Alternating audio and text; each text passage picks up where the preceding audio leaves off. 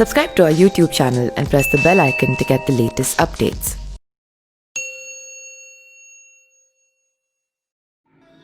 नमस्कार, मैं पिंटू सिंह यादव आप सभी का स्वागत करते हैं अमेजिंग वर्ल्ड में। जैसा कि नए साल की शुरुआत हो चुकी है और नए साल की शुरुआत के साथ ही जो हिंदू हैं उनकी पर्व की शुरुआत भी हो जाती है और उनके कई सारे ऐसे पर्व आते हैं जिसको वो काफी उत्साहित के साथ काफी खुश होकर उस पर्व को एंजॉय करते नजर आते हैं। बात करें तो नए साल के शुरुआत के बाद से ही हिंदुओं का जो रीति रिवाज है वो शुरू हो जाता है और नए साल का जो पहला सबसे बड़ा त्योहार या फिर यूं कह लें कि उनका जो फेस्टिवल होता है वो होता है मकर संक्रांति को लेकर। जी हाँ, मकर संक्रांति की बात करें तो हमारे पूरे देश में मकर संक्रांति को बढ़िया तरीके से मनाया जाता है और ऐसा भी कहा जाता है कि मकर संक्रांति के बाद जो पेड़ पौधे होते हैं वो अपना नया फल लेना शुरू कर देते हैं। तो वहीं मकर संक्रांति के बाद से जो है वो कहीं ना कहीं नई चीजें शुरू हो जाती है जिसको लेकर हम लोग इंतजार करते हैं और हम लोग जो है किसी नए ऋतु का इंतजार करते हैं। तो मकर संक्रांति के बाद ऐसा कहा जाता है कि नए पेड़ों पर जो फल हैं या फिर नए ऋतु की शुरुआत हो जाती है और ये फेस्टिवल भी काफी ज्यादा फेमस है और इस फेस्टिवल को पूरे देश में पूरे बढ़िया तरीके से मनाया जाता है। बाकी हम बताएंगे कि आपको मकर संक्रांति के बारे में क्या खास चीजें हैं, क्यों मनाया जाता है और इसकी मनाने के पीछे की वजह क्या है और मनाने से हमारे हिंदू रीति रिवाज के अनुसार लोगों को क्या फायदे होते हैं। तो देखते हैं इस खास रिपोर्ट में। मकर संक्रांति का त्यौहार हिंदू धर्म में विशेष महत्व रखता है। इस साल ये पर्व 14 जनवरी को मनाया जाएगा। पौराणिक मान्यताओं के अनुसार इस दिन को नए फल और नए ऋतु के आगमन के लिए मनाया जाता है। जब सूर्यदेव मकर राशि पर प्रवेश करते हैं तब मकर संक्रांति का पर्व मनाया जाता है।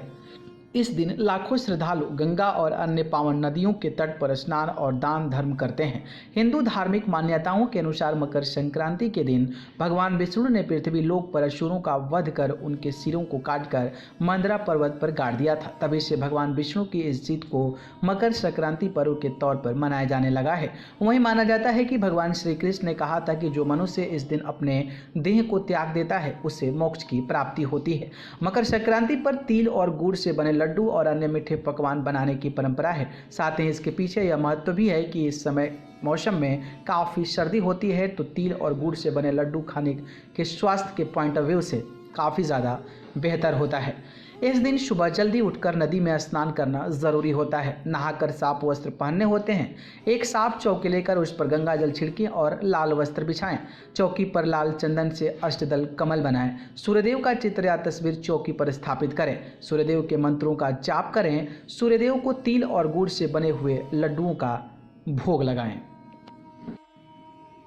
तो दोस्तों, देखा आपने, मकर संक्रांति बेसिकली जो है इन चीजों पर आधारित जो मैं आपको रिपोर्ट में बताया उन सब पे आधारित बसंत ऋतु की शुरुआत के पहले ही मकर संक्रांति मनाई जाती है और मकर संक्रांति मनाने के भी काफ़ी कुछ फायदे हैं जो कि हिंदू ऋतु रिवाजों के अनुसार इस चीज़ को काफ़ी बढ़िया तरीके से बढ़ चढ़कर मनाया जाता है। बाकी ये जानकारी कैसी लगी कमेंट बॉक्स में हमें ज़रूर बताएं। अगर वीडियो पसंद आई हो तो इसको लाइक कमेंट शेयर करिए और चैनल को पसंद करते हैं तो सब्सक्राइब करके जरूर जुड़िए। अगर आप मुझसे जुड़ना चाहते हैं तो आप मुझे फेसबुक, इंस्टा, ट्विटर पर जाकर पिंटू सिंह यादव सर्च कर जरूर जुड़िए, नहीं तो मैं डिस्क्रिप्शन में लिंक दे दूंगा, वहां से जाकर आप मुझे फॉलो कर सकते हैं। आप सभी को बहुत बहुत धन्यवाद। नमस्कार।